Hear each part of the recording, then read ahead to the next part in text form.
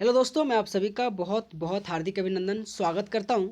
Railway NTPC परीक्षा 2025 दोस्तों इसका एग्ज़ाम 2025 में होने वाला है, जो कि इसका नोटिफिकेशन 2024 में आया था।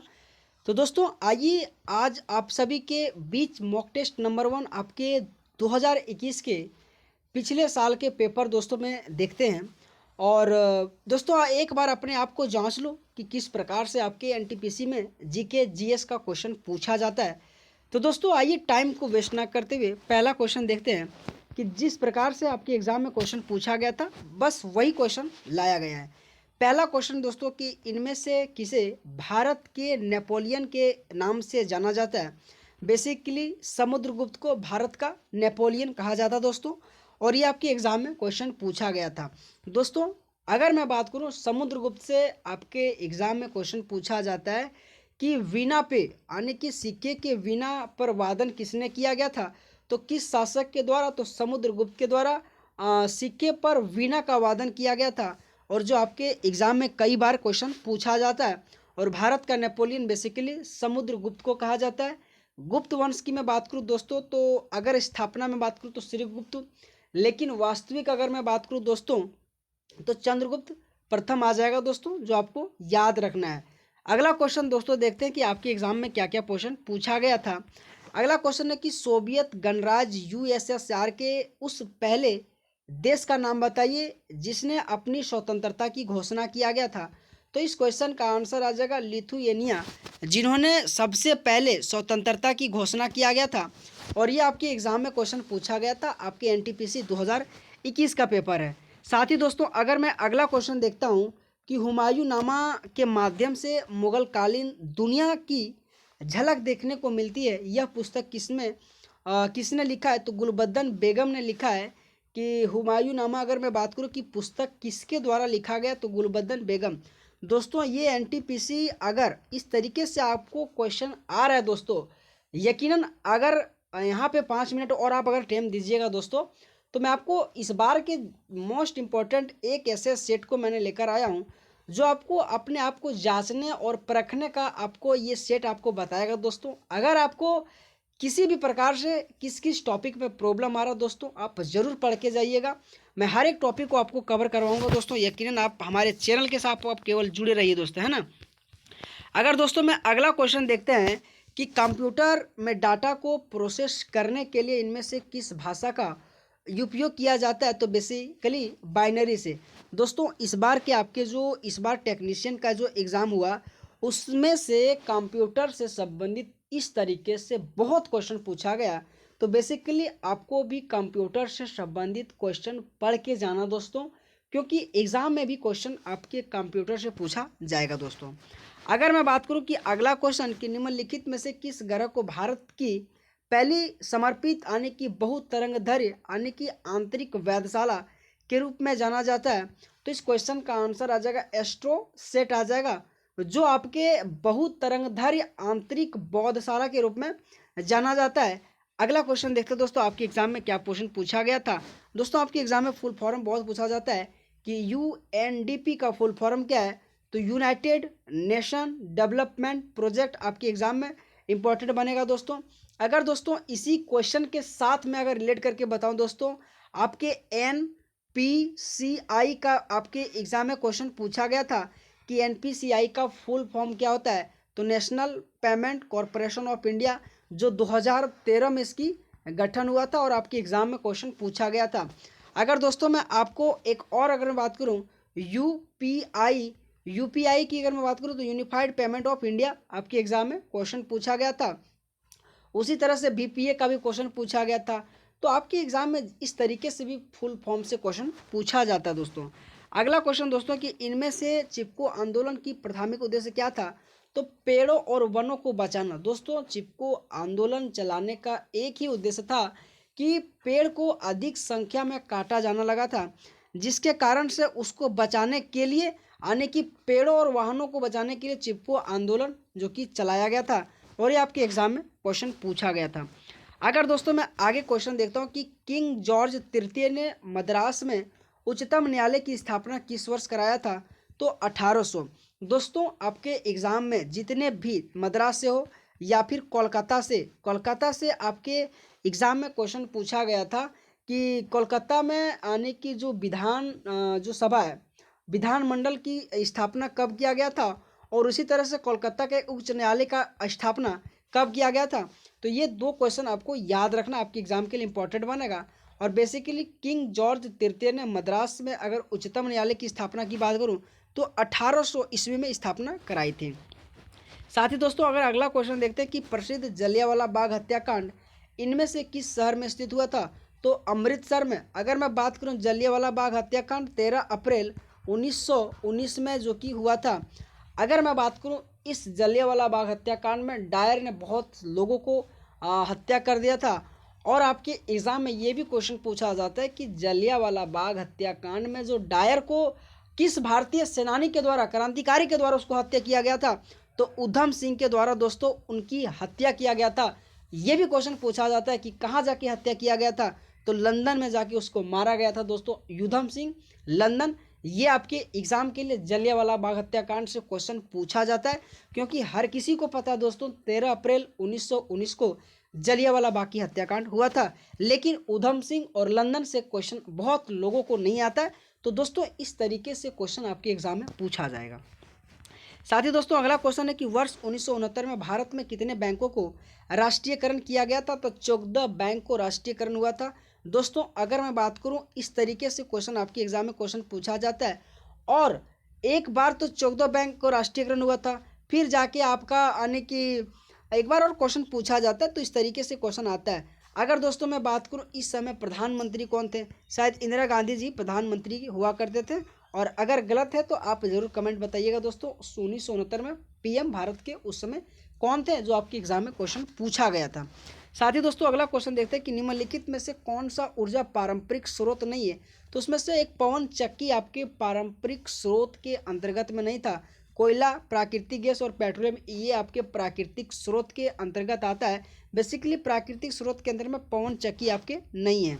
दोस्तों अगला क्वेश्चन मैंने कहा ना दोस्तों, आपके एग्जाम में फुल फॉर्म का क्वेश्चन हमेशा पूछा जाता है आपके एनटीपीसी में। तो आप सबसे पुनः रिक्वेस्ट है, आप फुल फॉर्म से संबंधित क्वेश्चन जरूर पढ़ के जाइएगा। JNNURM का फुल फॉर्म की बात करूँ तो जवाहरलाल नेहरू नेशनल यानी कि यूटिलिटी रिन्यूअल मिशन, जो कि आपके इस क्वेश्चन का आंसर आ जाएगा दोस्तों।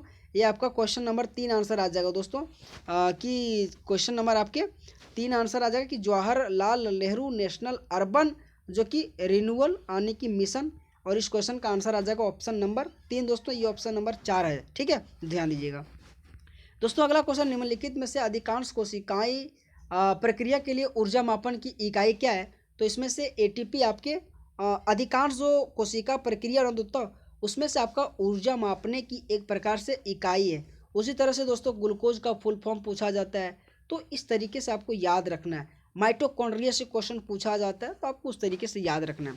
साथ ही दोस्तों अगला क्वेश्चन की मैं बात करूं कि निम्नलिखित में से कौन सा उपकरण विद्युत चुंबकीय प्रेरणा की घटना देता है, तो जनरेटर जो है ना दोस्तों सो विद्युत चुंबकीय प्रेरणा की घटना देता है।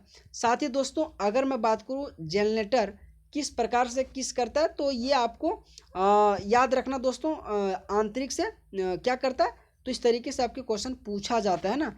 अगर दोस्तों अगला क्वेश्चन देखते हैं कि ASCII का पूर्ण रूप क्या है, तो दोस्तों अमेरिकन यानी स्टैंडर्ड कोड यानी कि फॉर इंफॉर्मेशन यानी इंटरचेंजेस। दोस्तों मैंने कहा ना आपकी एग्जाम में फुल फॉर्म से संबंधित बहुत बार क्वेश्चन पूछा जाता है, तो आप पुनः फुल फॉर्म से संबंधित क्वेश्चन पढ़ के जाइएगा। मैंने एक सेट लाया दोस्तों, उनमें से अभी तक 3 फुल फॉर्म आपको मैं पढ़ा चुका हूँ।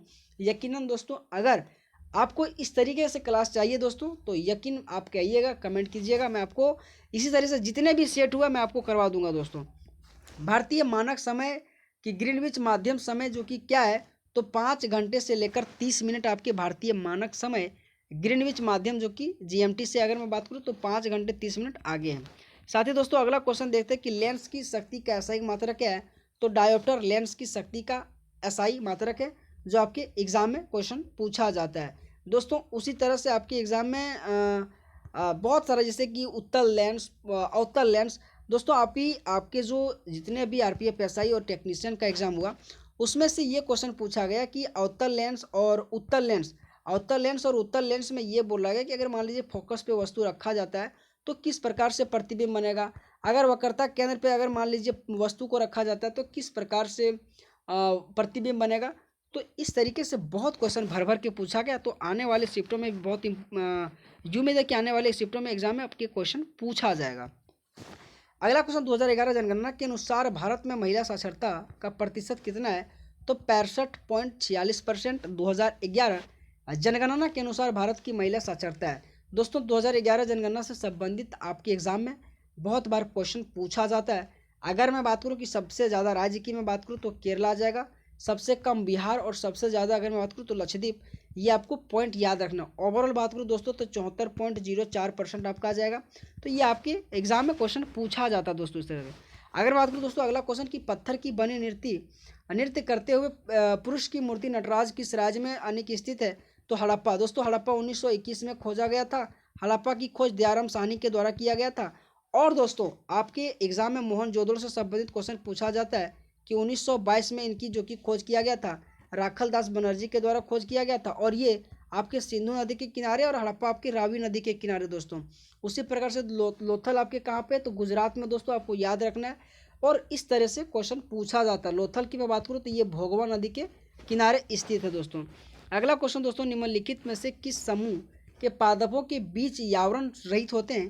तो इस क्वेश्चन का अनावृत बीज आ जाएगा, जो आपके पादपों के बीज के अनावृत रहित होते हैं। और आपके एग्जाम में ये क्वेश्चन पूछा गया था दोस्तों। अगला क्वेश्चन है कि आयोडीन के संश्लेषण के लिए कौन सा आवश्यक है। तो इस क्वेश्चन का आ जाएगा थायरोक्सिन आपके आयोडीन के संश्लेषण के लिए आवश्यक बहुत है दोस्तों। और आपके एग्जाम में ये क्वेश्चन पूछा गया था दोस्तों।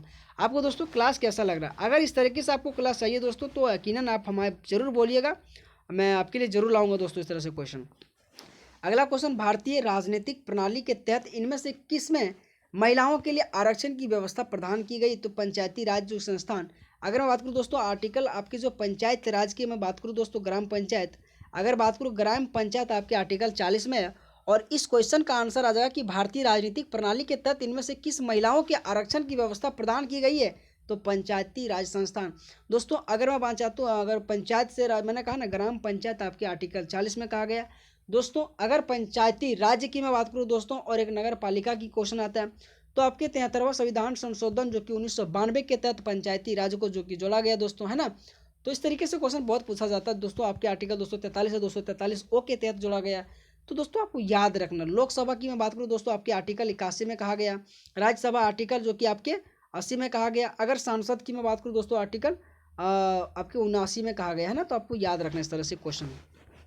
अगला क्वेश्चन है, भारत का इनमें से कौन सा राज्य बॉक्साइट का सबसे बड़ा उत्पादक है। तो ओडिशा क्वेश्चन का आंसर आ जाएगा कि बॉक्साइट का सबसे बड़ा उत्पादक राज्य तो ओडिशा आ जाएगा। साथ ही दोस्तों अगला क्वेश्चन है कि इनमें से भारतीय संविधान की मसौदा समिति का सदस्य नहीं था। तो इसमें से ए बी ठाकरे ठक्कर जो है ना सो मसौदा समिति के अध्यक्ष नहीं था दोस्तों। के एम मुंशी आपके जो कि अध्यक्ष थे। एन गोपाल स्वामी अयंगर जो कि अध्यक्ष था। और सैयद मोहम्मद सादुल्ला ये भी। और इसके साथ आपके भीमराव अंबेडकर भी था। और आपके और भी जैसे कि शायद जो कि एन माधवा जो कि आपके जो आपकी मसौदा समिति के सदस्य के भी रूप में रहा था। तो आपको याद रखना दोस्तों उसमें से आपके ये ए बी ठाकरे जो कि नहीं था। और उसमें से सैयद मोहम्मद सादुल्ला, एन गोपाल स्वामी अयंगर और डॉक्टर के एम मुंशी आपके मसौदा समिति के सदस्य जो कि थे। और उसके साथ आपके भीमराव अंबेडकर जी भी थे। बात किया जाए टोटल कुल मिलाकर 7 सदस्य, भीमराव अंबेडकर के छोड़ के 6 सदस्य आपके एग्जाम में क्वेश्चन पूछा गया था इस तरह से। अगला क्वेश्चन है कि बी बाला सर इनमें से किस संगीत वाद्य यंत्र से संबंधित है। तो पियानो दोस्तों आप सबसे रिक्वेस्ट है जितने भी आपके वाद्य यंत्र से संबंधित क्वेश्चन आपके एग्जाम में पूछा जाता है तो आप जरूर पढ़ के जाइएगा दोस्तों। अगर मैं बात करूं कि मंडोलिन से क्वेश्चन, जल तरंग से और सारंगी से इस तरीके से क्वेश्चन पूछा गया। अगर मैं बात करूं दोस्तों अभी तबला से क्वेश्चन पूछने का बहुत चांस है क्योंकि जाकिर हुसैन का 2024 में निधन हुआ दोस्तों। तो इस तरह से आप जरूर पढ़ के जाइएगा। अगर बात करूं दोस्तों अगला क्वेश्चन कि संयुक्त राष्ट्र की इनमें से कौन सी एजेंसी अंतर्राष्ट्रीय श्रम अधिकारों का संवर्धन करता है। तो ILO आपको याद रखना दोस्तों। अगला क्वेश्चन दोस्तों देखते हैं कि 2019 के लोकसभा चुनावों के लिए भारत के कितने निर्वाचित क्षेत्रों में विभाजित किया गया था। तो 543 सीटों पर निर्वाचित किया गया था लोकसभा चुनाव 2019 में। दोस्तों अगला क्वेश्चन है कि हिंद स्वराज नामक पुस्तक किसके द्वारा लिखा गया? तो महात्मा गांधी के द्वारा लिखा गया। दोस्तों अगर मैं बात करूं आपके जो जवाहरलाल नेहरू, उसमें भी डिस्कवरी ऑफ इंडिया लिखा था। इस तरीके से आपको क्वेश्चन याद रखना है। सरोजिनी नायडू, आपको क्वेश्चन पूछा जाता है कि सरोजिनी नायडू ने क्या क्या पुस्तक लिखा था, तो आपके बुक एंड ऑथर से क्वेश्चन पूछा जाता है। दोस्तों अगला क्वेश्चन 2019 के संयुक्त राष्ट्र पर्यावरण यूएनईए ने भारत द्वारा संचालित 2 संकल्पों को अंगीकृत किया, और ये दोनों संकल्प क्या था? तो एकल उपयोग प्लास्टिक और आने की स्थायी नाइट्रोजन प्रबंधन के बारे में कहा गया था। साथ ही दोस्तों अगर मैं बात करूं कि आपके जितने भी एग्ज़ाम में क्वेश्चन पूछा गया था दोस्तों, मैं आपको एक कम समय में आपको दिखाया दोस्तों। अगर आपको अच्छा लगे दोस्तों तो आप पुनः कमेंट कीजिएगा, मैं इस तरह से आपको क्लास ज़रूर करवाऊँगा दोस्तों। जितने भी शिफ्ट हुआ है हर एक शिफ्टों को लेकर मैं आपके लिए क्वेश्चन लाऊंगा दोस्तों। लेकिन कल दोस्तों मैं आपको कह रहा हूँ कि आपके जो क्वेश्चन है ना उसके साथ मैं एक्सप्लेनेशन और बढ़ा दूंगा दोस्तों। तो बहुत बहुत धन्यवाद दोस्तों आप सभी का, थैंक यू सो मच, और अपना ख्याल रखना दोस्तों, खूब मेहनत करना।